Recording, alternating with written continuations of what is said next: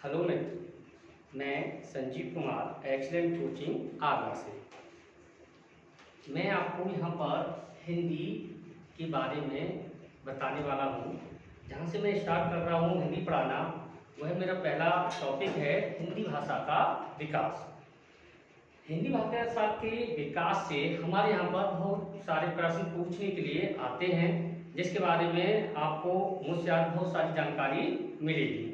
जो मेरा पहला टॉपिक है वह है हिंदी भाषा का विकास। अब हमारे यहाँ पर हिंदी भाषा के विकास से हम बात करते हैं सिविल के बारे में, नेट के बारे में। वहाँ से बहुत सारे क्वेश्चन ऐसे पूछने के लिए आते हैं कि बताइएगा हिंदी भाषा का सही विकास क्रम कौन सा है। ये वाला सवाल कई बार पूछने के लिए आ चुका है। और जब मैं आपको यहाँ पर हिंदी भाषा के विकास क्रम के बारे में बात करूँगा तो यहाँ से बहुत सारे क्वेश्चन आपको और मिलेंगे।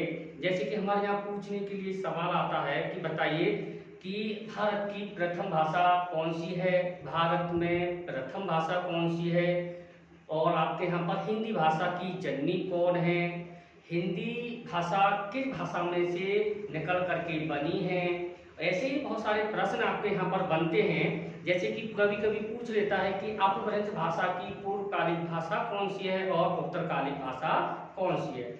मैंने अभी अभी आपसे जिन टॉपिक्स के बारे में बात की है, ये सभी के सभी सवाल आपके यहाँ पर एग्जाम में आ चुके हैं। तो मैं ये सारे सवाल आपको आज बहुत ही अच्छे तरीके से क्लियर कराऊंगा।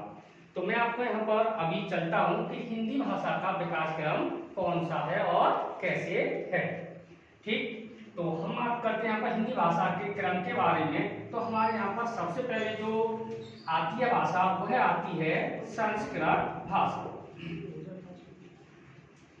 भारत में संस्कृत भाषा का जिक्र होता है और उसके बाद दूसरी भाषा का जिक्र होता है हमारे यहाँ पर पाली भाषा का। और तीसरी भाषा आती है इस क्रम में हमारे यहाँ पर प्राकृत भाषा। और इस क्रम में चौथी भाषा आती है हमारे यहाँ पर अपभ्रंश भाषा। और पांचवी भाषा आती है हमारे यहाँ पर अवहट्ट भाषा।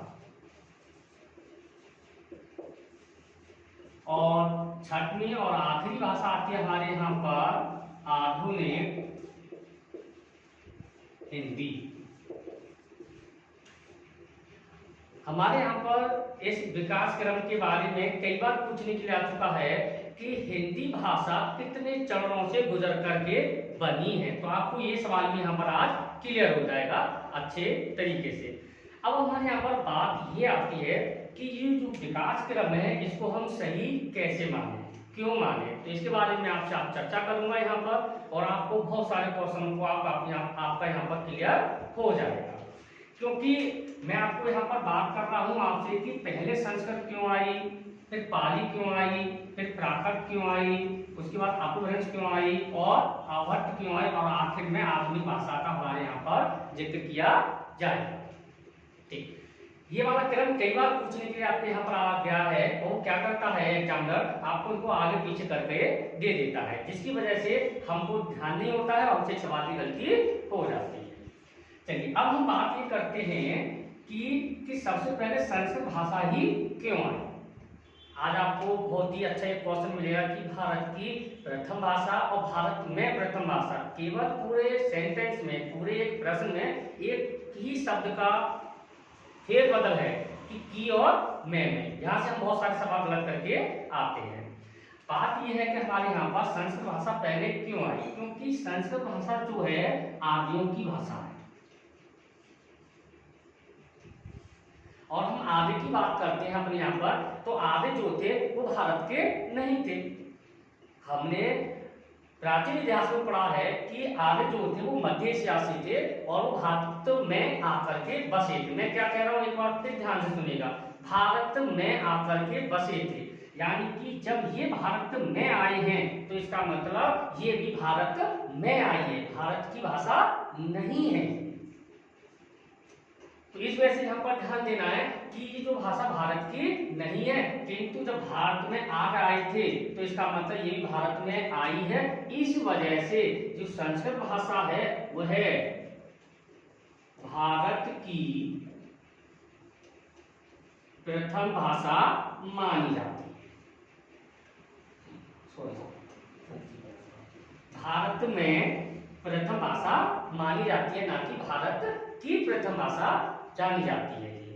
हम बात करते हैं आपके यहाँ पर संस्कृत भाषा को, तो संस्कृत भाषा को हमारे यहाँ पर दो भागों में बांटा गया है। पहला तो बांटा गया है हमारे यहाँ पर वैदिक संस्कृत में, और दूसरे भाग में बांटा गया है इसको हमारे यहाँ पर लौकिक संस्कृत। अब बात ये आती है कि हमने इसको लौकिक संस्कृत में क्यों बांटा है और आपके यहाँ पर वैदिक संस्कृत में क्यों बांटा है। हमारे यहाँ पर एग्जाम्स में कई बार सवाल पूछने के लिए आ चुका है कि वेदों की रचना किस भाषा में की गई है। ये कई बार हमारे मैंने में एग्जाम दिए हैं, मैंने भी देखा है, वहां पर कई बार सवाल पूछने के लिए आ चुका है।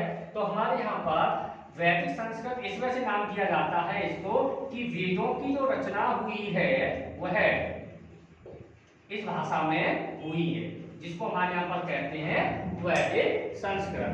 ये वैदिक संस्कृत हमारे यहाँ पर संस्कृत का वह रूप है जिसे आम व्यक्ति नहीं पढ़ पाता है। ये संस्कृत का कठिन रूप होता है जिसे हम आम लोग पढ़ते हैं आज, वह लौकिक संस्कृत कही जाती है। इतिहासकारों ने इस संस्कृत का भी काल में विभाजन किया है। इसका जो काल विभाजन माना है वो माना है 1500 ईसा पूर्व, और इसका जो काल माना है वो माना है 1000 ईसा पूर्व। चलिए, अब हमने अपने यहाँ पर देखा कि भारत में प्रथम भाषा संस्कृत को माना जाता है क्योंकि भारत में आई थी, किंतु ये भाषा जो है आपके यहाँ पर भारत की प्राचीन भाषा भी माना जाता है, क्योंकि सबसे आप देख सकते हो हमारे यहाँ पर इस पूरे क्रमबद्ध में कि सबसे पुरानी भाषा हमारे यहाँ पर यही है। इस वजह से हमारे यहाँ पर भारत की प्राचीन भाषा इसी को माना जाता है, क्योंकि सब हमारे यहाँ पर सबसे पहले यही भाषा है। उसके बाद भी हमारे यहाँ पर एक पॉइंट और आता है संस्कृत भाषा के बारे में कि हमारे यहाँ कई बार सवाल पूछने के लिए आ चुका है कि सभी भाषाओं की जननी किस भाषा को कहा जाता है। तो हमारे यहाँ पर ये सबसे पुरानी भाषा है, सबसे प्राचीन भाषा है, इस वजह से सभी भाषाओं की जननी भी हमारे यहाँ पर संस्कृत को ही माना जाता है।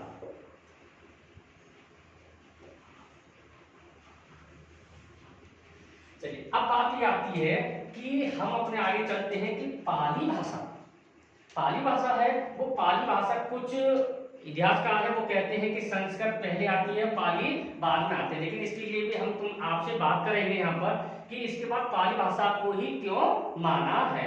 चलिए, हम पाली भाषा के बारे में जानकारी लेते हैं। थोड़ा सा हमने इतिहास पढ़ा है, तो इतिहास में हमने जाना है कि पाली भाषा जो है वह बौद्ध धर्म की है, और इस पाली भाषा का जो जन्म हुआ है वो बौद्ध धर्म में ही हुआ है। बौद्ध धर्म के सभी ग्रंथ जो लिखे गए हैं वो पाली भाषा में ही लिखे गए हैं। वह यूं आपके यहाँ पर जो आर्य थे कि आर्यों में से कुछ व्यक्ति कौन बन गए, बौद्ध बन गए, और बौद्ध धर्म की भाषा क्या थी आपके यहाँ पर, पाली। और हम बौद्ध धर्म के बारे में बात करते हैं तो बौद्ध धर्म जो है 500 ईसा पूर्व के समथिंग ही होता है। इस वजह से इस पाली भाषा का जो काल है वह 500 ईसा पूर्व माना जाता है। उसके बाद में इन आर्यों में से ही कुछ व्यक्ति हमारे यहाँ पर बन जाते हैं जैन। तो हमको थोड़ा सा भी जानकारी है तो हम जानते हैं कि जैन धर्म की जो भाषा थी वो प्राकृत भाषा थी, क्योंकि जैन धर्म के जितने भी ग्रंथ लिखे गए हैं वो आपके यहाँ पर प्राकृत भाषा में लिखे गए हैं। जबकि जैन धर्म और बौद्ध धर्म समकालीन ही है, फिर भी उसके बाद में हमारे यहाँ पर प्राकृत भाषा का जो समय माना जाता है वह माना जाता है प्रथम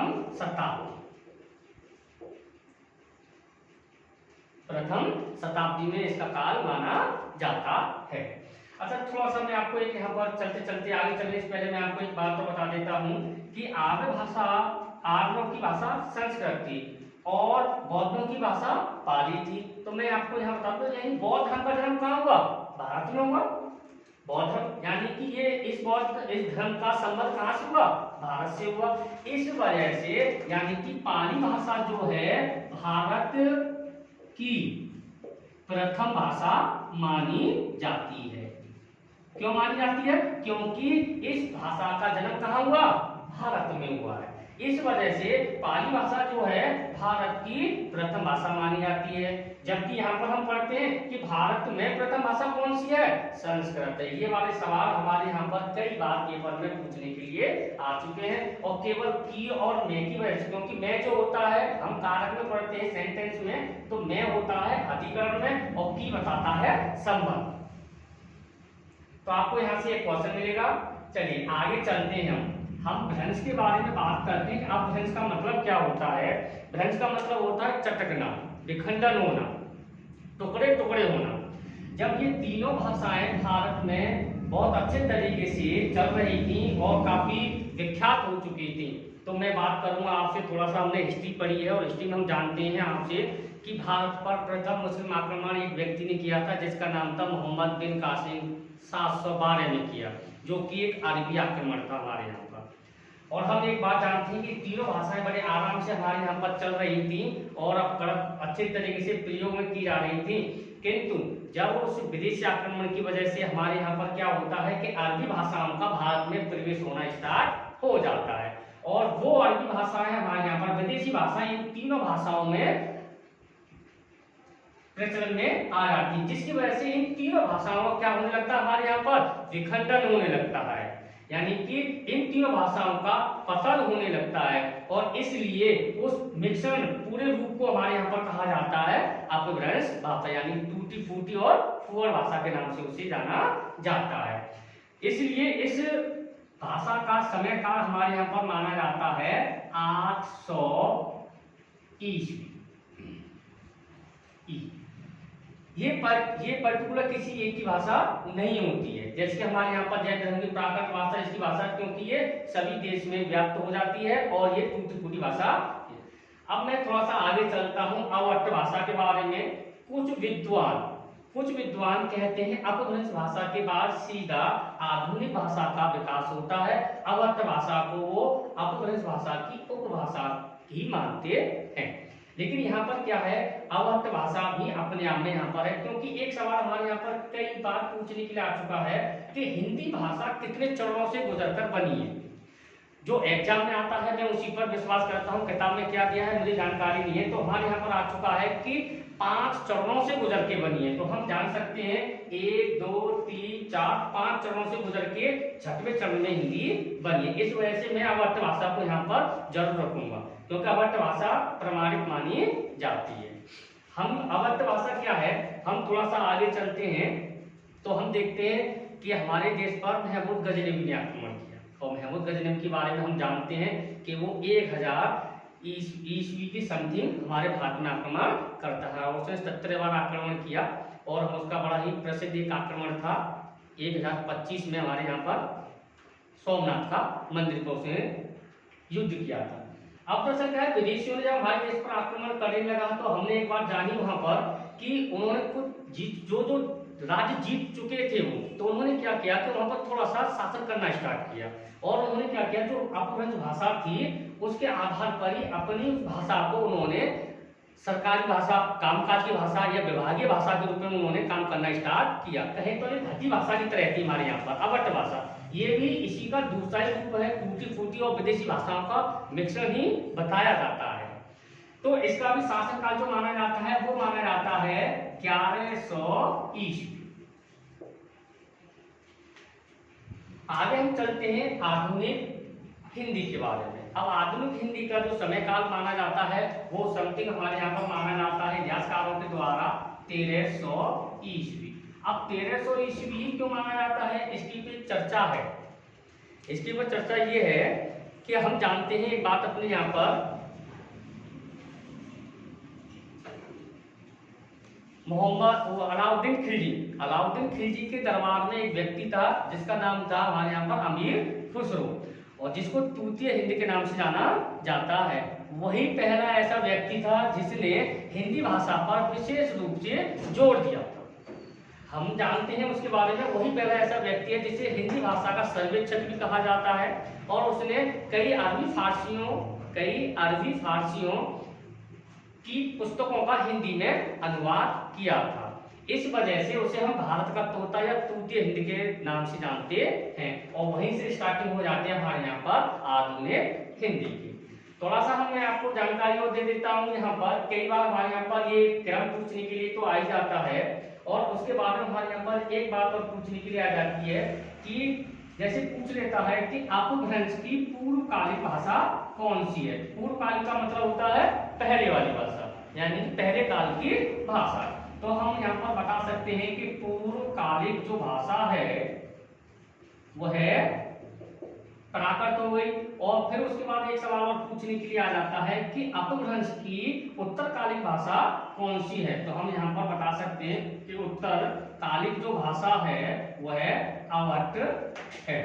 तो यहाँ पर हम जानकारी ले लेते हैं, वो किसी के बारे में भी पूछ सकता है, वो प्राकृत भाषा के बारे में भी पूछ सकता है कि बताइए कि प्राकृत भाषा की पूर्वकालिक भाषा कौन सी है। तो हम बता सकते हैं बड़े आराम से कि प्राकृत भाषा की पूर्वकालिक भाषा पाली हो गई, और ऐसे ही इसकी उत्तरकालिक भाषा अपभ्रंश हो गई। तो यहाँ से ये सारे सवाल हैं जो पूछने के लिए हमारे यहाँ पर आते हैं।